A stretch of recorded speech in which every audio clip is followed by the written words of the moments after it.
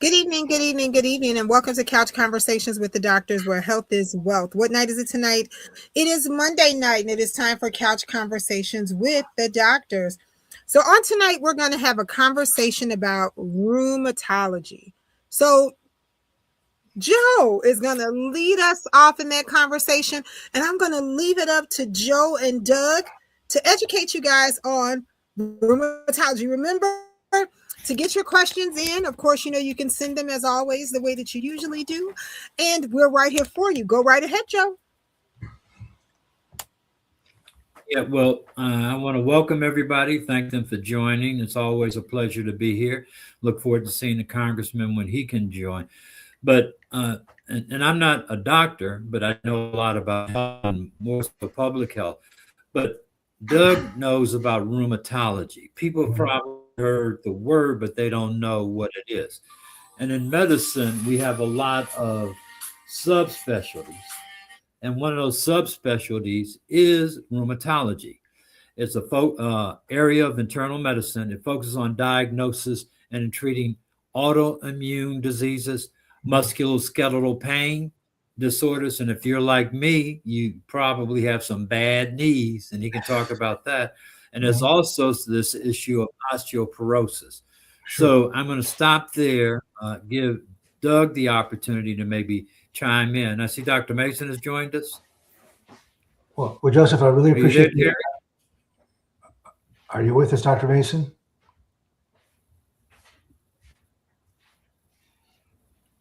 Well, he's on camera, but he's not. Yeah, I think I So might go go ahead, ahead. Doug. So in rheumatology, we study things that affect the joints, the muscles, the tissues that connect the muscles to the joints, and the diseases whose symptoms usually express themselves as Joseph Harrington. as problem with the joints. We can divide them into two different kinds. One is a natural thing that happens as we get older. The second one are the diseases. And we don't necessarily know what causes all these diseases. It's a combination of factors of your genes and what other illnesses you get exposed to that trigger these events that cause the body to start reacting to your normal tissue as if it's a foreign invader. We call those autoimmune diseases. All of us will experience the condition called osteoarthritis, which is the aging of the joints. When we evolved from the apes 2 billion years ago, those joints were designed to last 30 to 35 years. So it is a natural phenomenon as we get into our 40s, 50s, and 60s. And all of a sudden, things that used to turn one direction or the other don't turn as far as they used to. You'll hear some creaking and some snapping. And you'll notice that things don't kind of move open and close, move straight forward or backward as easily as they normally would. That's a condition that we would probably describe as osteoarthritis. And if we took an x-ray, we could see that the space between the bones has become narrower and narrower and narrower. And that's because the surface between the bones, the cartilage, has begun to wear down. Certain people are more likely to get it than others. There is a genetic predisposition, and it's also related to your occupations and how you use it. For instance, electricians who are pulling wires all the time are going to have it in their shoulders. And I've seen golfers get it in their elbows, and professional weightlifters will wear out their hips pushing on the presses. So anytime that you are using those joints more frequently than the person next to you, you may be advancing the wear and tear changes on the surface of the joints. Also, weight also contributes a factor. For every 10 pounds that you're overweight, that's 30 extra pounds on your knees and 90 extra pounds on your ankles. And that means that they have to work that much harder as you go up and down the stairs, in and out of the car, walking down the street. So I'm going to stop there and see if people have questions before going much further. Well, I want to welcome Congressman Davis. It's this show, but he just joined, so it's good to see Congressman Davis in the house. And we're talking about rheumatology. Doug just gave a definition. Know that those of us that are of a certain age have experienced much of which he has talked about in terms of pain in the joints and lack of ability to move. So it's something that we take for granted when we're younger. And it's something that probably over time will happen regardless of what you do. But there are some things that you can do to lessen the likelihood. Well, I won't say the likelihood, the severity of rheumatology, or what is rheumatoid arthritis? I know that's the one word that comes to mind, rheumatoid arthritis, Yeah. which is a specific form of arthritis, and maybe we talk about that a little later. Yeah. But there is going to be pain in the joints, and I know as I've gotten older, I've got pain in my hips. I had to have two knees replaced. That was based upon wear and tear, and more importantly, pain. So I've Mhm. had them replaced. I'm going to stop there and maybe let Congressman Davis start and open us up, and we'll go back to this discussion about rheumatology. Well, the only thing about it, Joe, is that I was going to ask you, just talking about it, you ain't feeling it, and you may be talking about it, but I'm feeling it. I don't know if I'm muted or not. I feel it too. That's what I'm saying. I feel it every day. Let me tell you, if it's not one joint, it's another joint. It's a place. But as I got on, I heard Dr. Graham talking about, weight Dear, what's up? being a factor in some instance. And I was just listening earlier today at a health report suggesting that maybe about half of the African American population suffer from obesity, that a large portion of Black people are overweight one way or another. I'm talking about a large number. Yeah.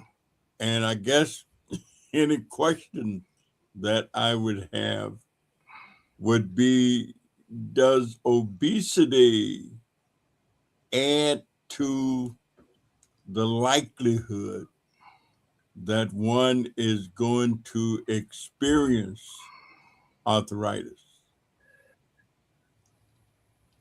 So I would say, I would say yes. Doug would yeah, say the same thing.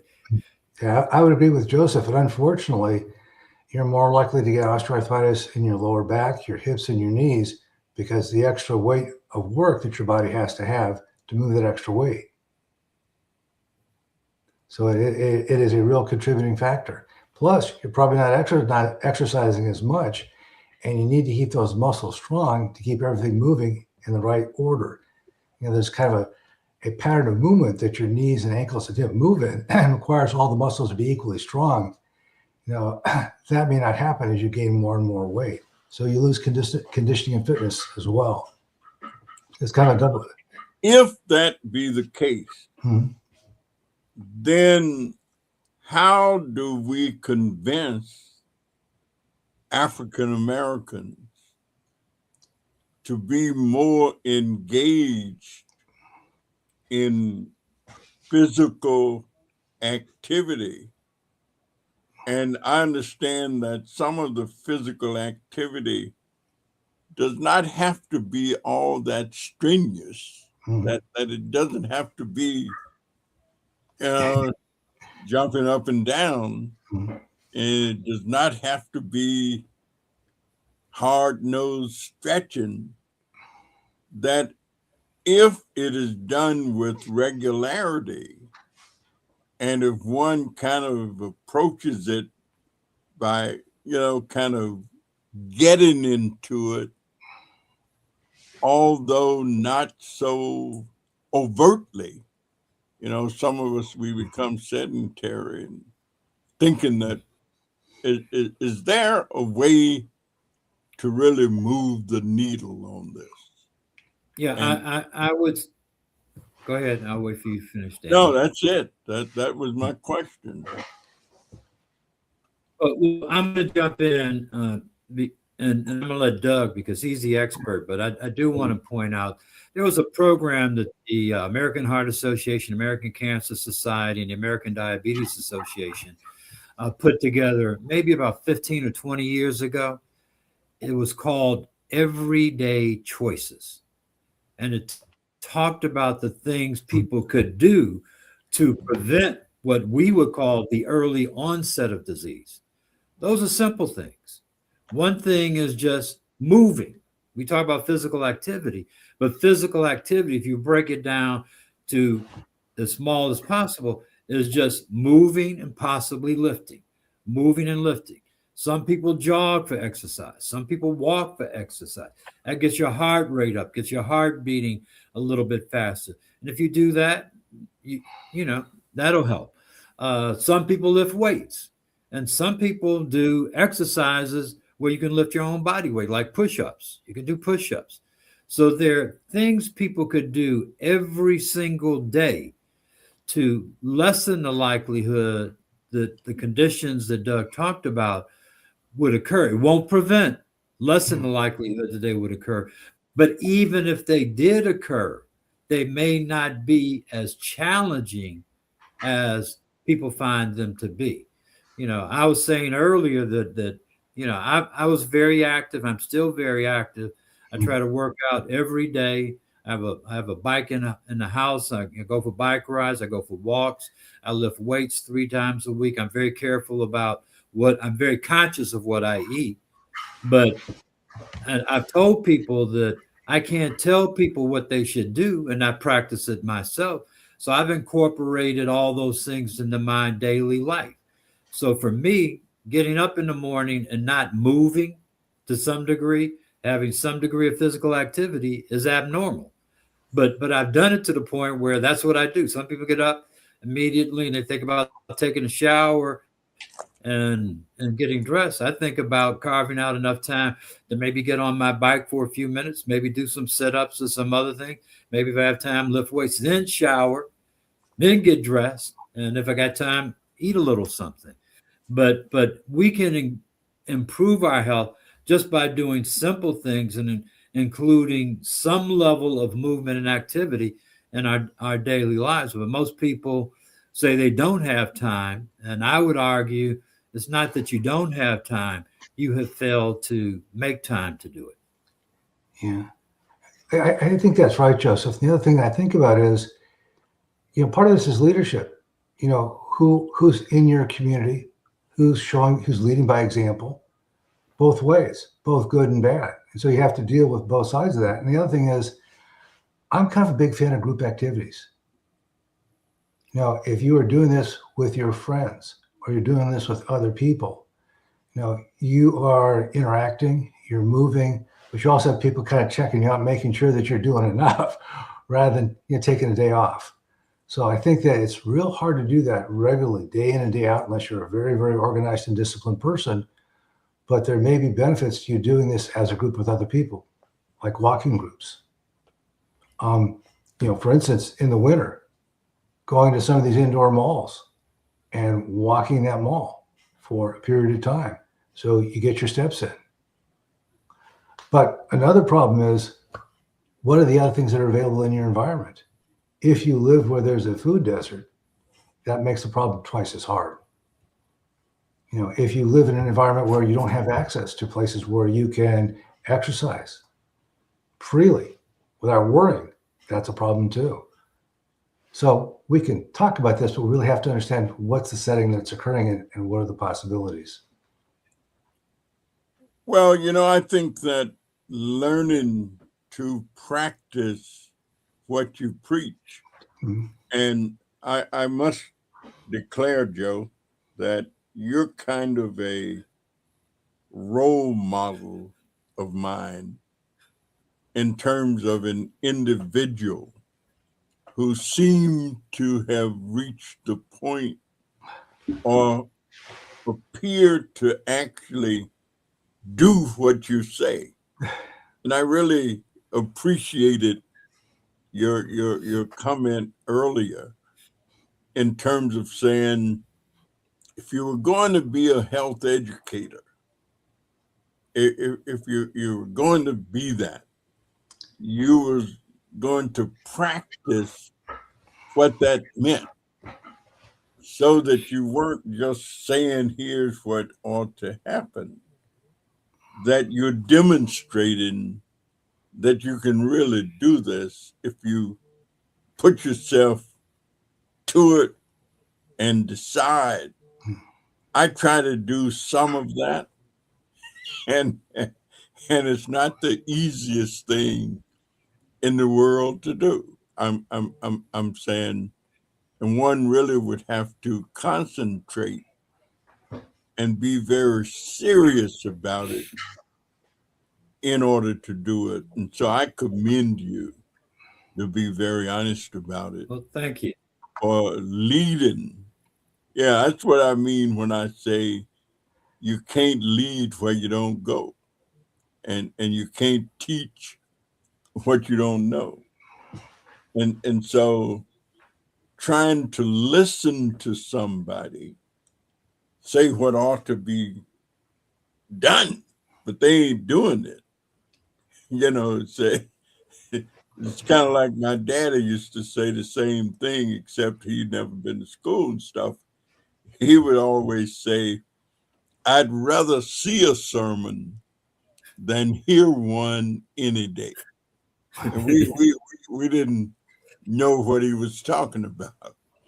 He'd say, I'd rather that you walk with me than merely point the way. So I think you're doing it. You're my role model as a health educator, health practitioner. Well, thank you very much, Congressman. I never intended to be a role model, but two things, and I did say that since I chose a career in healthcare and public health, I thought that I had to at least look like I was healthy when I was talking to people, and I could actually tell people that the things that I'm telling them I'm doing to myself moving forward. So that wasn't that hard, and Doug used the operative word. It takes discipline. I think that's what you said, Doug. Discipline, yeah. But discipline is merely self-control. That's what discipline is. Well, but I think Joe goes beyond that, because exercise actually has very real benefits besides weight control. It's good for your heart. It's actually good for your emotions. You will sleep better at night. So I always time I think discipline, I kind of think like the school teacher whacking you over the wrist because you threw a spitball, but this is different than this. This is helping you achieve a goal of fitness and well-being. So there are rewards to this. It's not just all, I can't do something that I prefer to do, but it's how to get to a better place in a way that will, that doesn't require a lot of investment of money or other things to get to that particular place. Am I making myself clear, Joseph? Because I think discipline can be two different things. Oh, yeah. It doesn't have, yeah. I'm not arguing with you. It's when, where, and how you employ the discipline. And again, I get back to self-control, because we can modulate ourselves. We can make the decision that allow us to lead a healthy lifestyle. What I've told people, if you do something enough, it becomes habitual. I mean, I wasn't always like this. I would venture to guess that, like me, most young people really don't care much about what they eat. They eat what they like and eat as much as they want to. Some will get fat, some won't. Some will continue. Once they become overweight, they'll continue to eat, and they won't understand. And what they don't seem to understand, the relationship between the amount of food they consume and the weight that they gain. They don't perceive the direct relationship to it. For me, I realized at an early age that the amount of food that I ate, the quality of food I ate, had something to do with my overall health and well-being. And I made a decision that I probably need to change if I want to be the person that I envision myself to be. So this has been a journey of a lifetime. And I'm not saying that it's easy, but again, I'll go back and say that if you have a bad habit, you can turn a bad habit into a good habit. Yeah. I used, like a lot of people, I started smoking when I was like 16 years old because I thought it was cool. By the time I was 20, I thought I was crazy. I spent a lot of money. I was buying cigarettes. I like to smoke. I like to blow out smoke rings because it looked cool to smoke. And when I had a cigarette in my hand, it looked cool. And then I realized, and I started thinking about it in terms of health and the warning labels that were put on cigarettes to let you know that they're detrimental to your health. It became clear that I could continue this and I could still enjoy myself, but I was putting myself at risk. And so it's not that the information isn't out there and that there are not warning labels on cigarettes, but once you get addicted to cigarettes and really more nicotine, I've heard it said, working in public health and healthcare, that nicotine is more addictive than cocaine. And there's no purpose for nicotine to be in cigarettes other than it's a flavoring, but it also is addicting. And that's why there's nicotine in cigarettes. If you got a cigarette that was just purely tobacco, you may choke. It may modify or mollify some of that, but it is really what causes the addiction to go to a higher level. So that's what people that produce cigarettes know. Plus, somebody told me yesterday that cigarettes cost about $20 a pack. I wouldn't know. Yeah. I wouldn't either. Yeah, I've been at the grocery store. I've seen them buy it at that price. I mean, I can remember they were a lot cheaper than that. I'm not sure how people can afford that now. I mean, that's I can't either. Yeah. $20 a pack? But I want to get back to something that Joseph said. Nicotine's addictive. They also know that the taste of salt and sugar are addictive too. And so this is where I think Joseph's right on about discipline, is that you can look at those labels and you can make the decision. Do you want low salt or high salt? Understand that high salt is hard on the kidneys and hard on the heart. And you can make that decision between low sugar and lots of added sugar and understand that sugar is bad calories for you, more inflammation, more weight gain, and more problems later on. So, yeah, there is a role for discipline in terms of reading the labels and understanding what you're putting in yourself and what the consequences might be, like Joseph did with nicotine. Well, let me ask about that salt and sugar stuff. My taste buds, in terms of what I find to my liking, that just does not seem to change. And I'm saying the food that I really like the most is the same stuff that my mother used to cook. Yesterday was Mother's Day. I'm saying I'd much rather have some turnip greens than some caviar. I'm saying turnip greens and cornbread just taste better to me than caviar or some other dish. So how does one kind of regulate these taste bud things and what? Now I must admit that a good breakfast for me used to be salt pork, fried hard, and biscuit and some rice or grits, either one, and I could just about eat myself to death with that. How do I break away from the desire to have that? So Joseph, do you have a thought? Yeah, I was waiting to see if you wanted to say something, not and rather not jump in. Yeah, I think there are ways to do it because the operative word, that's what you like, that's what your habit is. If it's a habit, you can change your habits. That's all. You can control the decisions you make, Mhm. and and and and and the advertisements that we see about a lot of foods make it even more enticing, particularly fast foods, because they're telling you how cheap it's going to be. You don't have to cook it. You can come Mhm. by here and you can buy as much as you want. You can eat as much as you want, and we'll make it cheaper for you if you want to eat more. We'll give you more and lower the price so you get more without paying that much more. And so that's how food is advertised to a lot of us. And again, Doug talked about the fact that in many communities, there's not the same degree of access to healthy foods as there are fast foods and foods that may not be the best for you.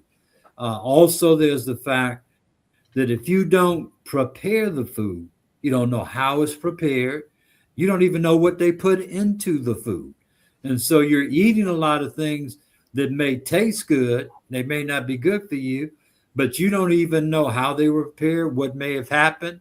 No, you don't even know somebody may have been mad that day and spit into the food while they were cooking the food. So there are some risks associated with that. But what you do control is the decisions you make. You can make bad decisions and you can make good decisions. What we're advocating for is you take a step back, you think about these things, and maybe you make a different decision. If you have a bad habit, you can change it to a good habit. People seem to think that once they live a certain way, um, there's no way they can change. But certain experiences will change you and you will change your way. Um, for example, now I use this probably not the best example. If if you commit a crime and you go to jail for the crime, and you knew you committed the crime and you knew you were guilty and you wanted to get out of jail, and even if you were in jail only for a few days or a few seconds, you want to get out of jail. Once you get out of jail, you don't have to do the same things all over again and repeat the same thing because you're going to go back to jail if you do the same thing. Some people never have one encounter with the law, some people have multiple encounters. But I do know that people are capable of change.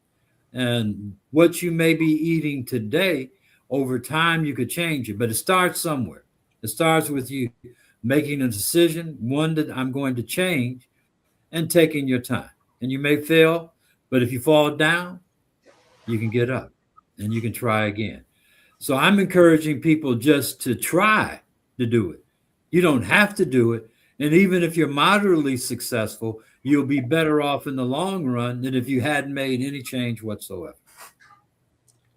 I mean, Joseph, I really like that. I also might want to say sometimes it's hard making the change all at once, Right. like giving up everything.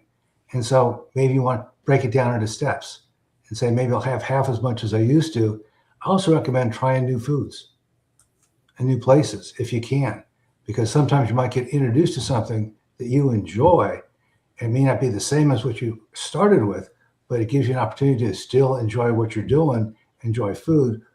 It gives you an alternative. So you can make those choices and understand here's a choice that might be better for me than the last choice. So you can work your way to that goal. Yeah. But it starts with the individual. Yeah, it starts You with got the to make individual. a decision and you got to make a change. And one of the things that I hear that's implied in what we're saying, you don't have to make a big change all at once. Yeah. And that's maybe where people go wrong. They try to say, well, I'm going to stop this, and you want to stop in a day. You can't stop some things you've been doing most of your life in a day. Give yourself at least time and opportunity. I know and this is a Christian thing, that I know I have many friends who give up vices for Lent. Sometimes they'll say, I'm not going to smoke for Lent. I'm going to give up cigarettes. And they Mhm. do. They do a success. I have friends say, I'm not going to drink till Lent is over. And they do. And they're successful. But as soon as Lent is over, that's when everything goes out the window. So now, whatever I said I wasn't going to do, and I was successful at doing it, I don't have to do it anymore. And some people will bend, some people go back slowly. But again, you have more power inside of you than perhaps you imagine. And so, what I think we're saying is instead of saying to yourself, I can't do this, say, I'm going to do this and I'm going to be successful. Take small steps. And that's what they recommend. Small steps over time can make a big difference if you take small steps. So I see in the chat, people are talking about Pepsi and Coca-Cola. And I just want to add that those formulas have been researched very, very carefully. They know what they're doing. They know that they want to encourage you to continue to go back and buy that 6-pack, that 12-pack, that 24-pack. It's designed for that. And it's the same with all of those chips you see at the grocery store when you checked out. They do decades of research to know what's going to appeal to you and what's going to make you buy that next bag. So the question I ask is, who's benefiting by this Coca-Cola? Who's benefiting by this chip? It's not the person who's eating it. It's the person who's making it. Well, I try and take the position that one may not be able to control what goes on around them, but they should be able to control how they respond and react to it. And so to suggest that no matter how powerful external influences are, the ultimate though is really self. That self is the ultimate, and that anything other than that is they made me do it. They're the reason. Well, no, but Congressman, that's why I'm talking about this, so that people know and understand that that's the game that's being played, and they can choose not to play the game. They can decide that, well, somebody else can drink this. It's not good for me. Somebody else can buy these chips. They're not good for me. I may be better off or happier doing something else. But to understand, it is a very, very carefully laid trap. You just don't have to step in it. Or you can work your way out. And there's a lot of marketing foods to people. Yeah. It's a big business. It's interesting. What happens? I'm saying, of course, the atmosphere, the environment, the air, so pollution, you may not be able to do a lot of individual stuff in relationship to that. And so there are pollutants in the air. And of course it takes multiple efforts to do something in relationship to it. But beyond that, there's just a lot of stuff that individuals can do and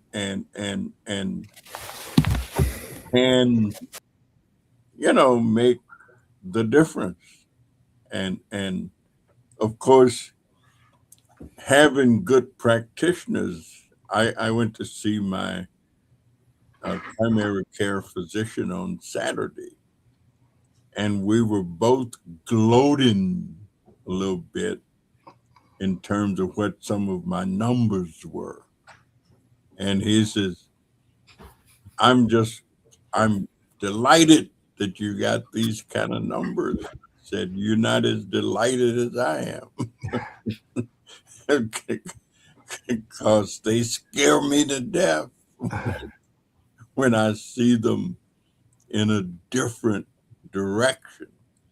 And so, yeah, I was pretty pleased when he said that my blood pressure numbers were pretty cool.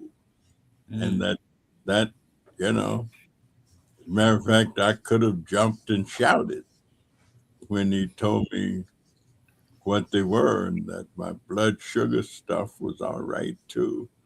And I said, right on, Doc. I said, I'm going to follow what you say as much as I can. Yeah, Congressman Davis, I can tell you this. Shouting would be better than you jumping up and down. There's danger in jumping up and down, but a good shout wouldn't hurt you that much.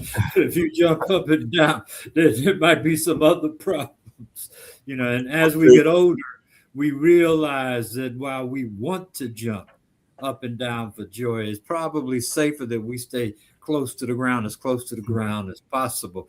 And so we might shout out loud, but we ain't gonna jump up and down like we used to when we were young. Well, I'm going to take your advice on that. Yeah, but it comes from experience, and it comes from knowing what will happen if you jump up and down. You know that at this point in your life, if you jump up and down, you're subject to have an injury, and that injury might not be a minor injury. So therefore, it doesn't make sense for you to jump up and down, you know.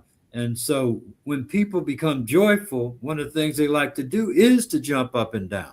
But as we get older, we can experience joy and we can think about jumping up and down, but we won't jump up and down. But we will smile and we will shout, and we'll do it in some other ways.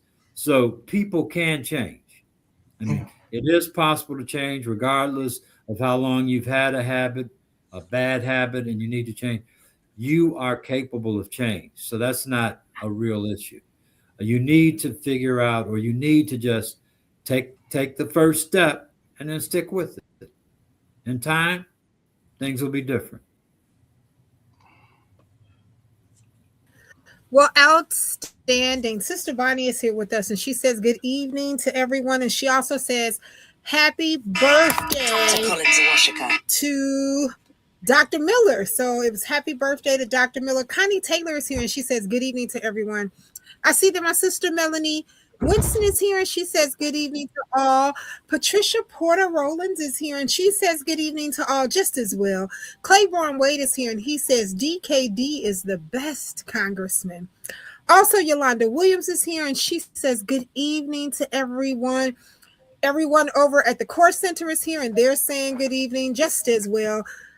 Claiborne Wade also says Pepsi, Coca-Cola is addictive. I don't know. I know some people who may really agree with you on that just as well.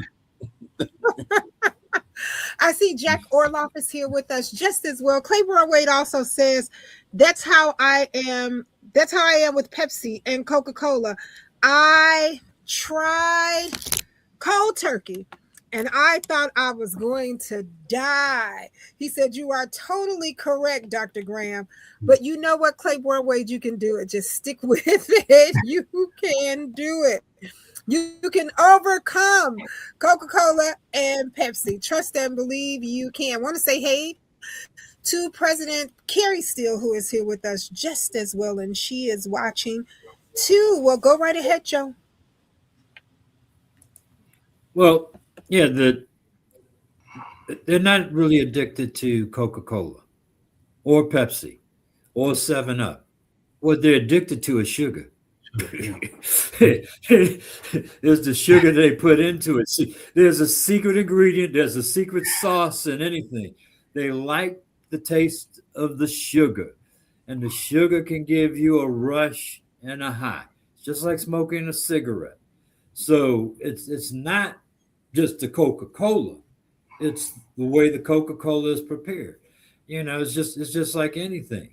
So we have to understand what is the hook.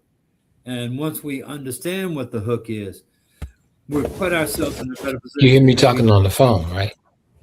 Not on the, because I just shut down the couch. That was Dr. Mason. Yeah. So he came off mute and then he went back on mute. But that's the addictive. The one thing is like if you took nicotine out of cigarettes, they would be less addictive. It'd just be a cool thing to do, but it'd probably be harsher in terms of inhaling the smoke, and it would be more difficult to do. But the nicotine helps cut some of the harshness of the smoke. But it really is the thing that's addicting you to cigarettes. I was told once, and it makes sense psychologically, that the whole ritual of smoking is addictive because it involves deep breathing. So, you know how you do yoga and they talk about doing deep breathing? Cigarette smoking involves deep breathing, inhaling and exhaling. And when I was good at cigarettes, one of the things I used to like to do is to blow smoke rings and watch the smoke billow out of my mouth. And then I would blow a ring and watch the ring go out of my mouth and into the sky and become a puffy cloud. So that experience, along with adding some nicotine, gives you a whole different kind of experience moving forward. Yeah. Well, Joe, I am glad that you no longer have the craving to blow those smoke rings and let them billow away. And I know people hate to hear us say this, but that's our time. It is. So I'm going to ask Doug if he will give us his until next Monday. So what I was thinking of is that we're really talking about a map. We're talking about a map to get from here to there. And it's how you get to your golden years and the best of health. And oftentimes when we're taking a journey, we take a wrong turn. But you can get back on the road again and back to the road to your destination. So I think that's what we're talking about is, you can make that decision so that you get to those golden years in your best possible health. And that means paying attention to smoking, paying attention to the sugary drinks, the salty snacks, and the alcoholic beverages. A little bit's okay. A lot of it's going to be a lot of trouble later on. Want to thank you, Doug, so much. Want to say hello to Chicago's finest and to one of our engine companies that is here with us just as well. Want to say hey to Renelle Perry. Renelle Perry is here along with the Bright Leadership Institute youth and one of her students, Alan. So they want to say hello just as well. Well, Dr. Mason, can you give us your until next Monday? Dr. Mason, can you hear us and give us your until next Monday? Oh, I think he just popped off. All right. Well, Joe, what's your until next Monday? Well, I'm going to use a phrase from a poem I had to learn when I pledged a fraternity that Congressman Davis is very familiar with. And that's from the poem Invictus by William Ernest Henley. I am the master of my fate. I am the captain of my soul. And I think that's mine. Okay.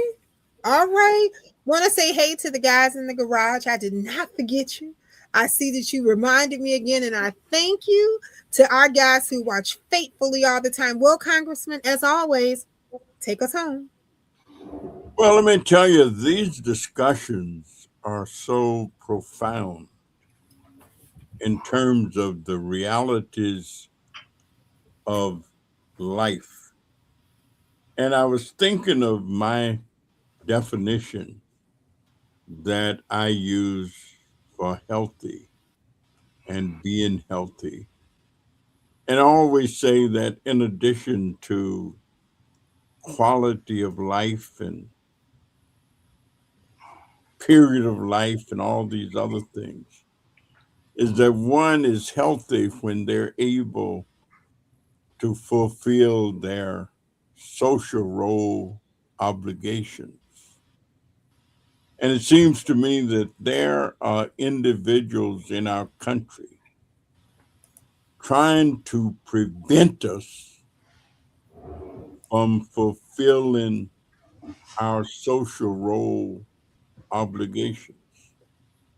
because they're trying to say to us that your decision to vote does not matter. Therefore, we are trying to put you in situations where you will believe that they do not matter as much.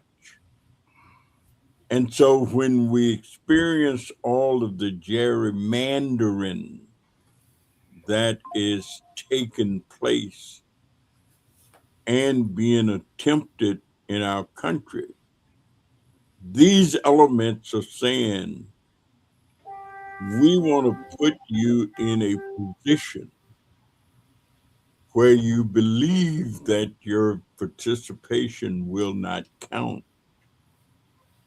Therefore, there's no point to doing it. And what I'm really saying is that if you're on the fringes and your population group is divided, like, say, the division of blacks in Memphis, Tennessee, where we take a big black population and spread them out into 4 or 5 congressional districts where they won't have as much impact as the outcome. It sort of reminds me of something I heard a fellow say uh, way back, long time ago, relative to 2 schools in a little town, and they were building another school. And he said, as soon as the kids learned how to play Yankee Doodle, they decided to put Yankee on one side and Doodle on the other, Perry. so that they couldn't be as influential. And so I want to be as healthy as I can be. I want to fulfill my social role obligations. I want to be able to fight back all of those individuals who are trying to make America less healthy than America could potentially be.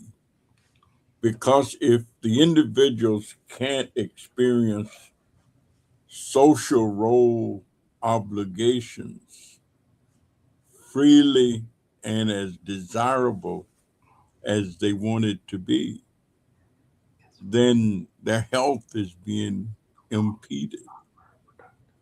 And so I would hope that we take from this discussion not only the notion of physical well being, but also the notion of social role obligation fulfillment. That I want to feel good about my country, 'tis of thee. And while I want to experience physical health, mental health, I also want to experience social health, powerful health. So I must be engaged and involved. Thank all of you for listening. Thank all of you for participating. Thank all of you for making Monday evenings what Monday evenings continue to be. So have a good evening. Thank you so much. And let's make sure that we can fulfill those social role obligations to the hilt so that we can be healthy.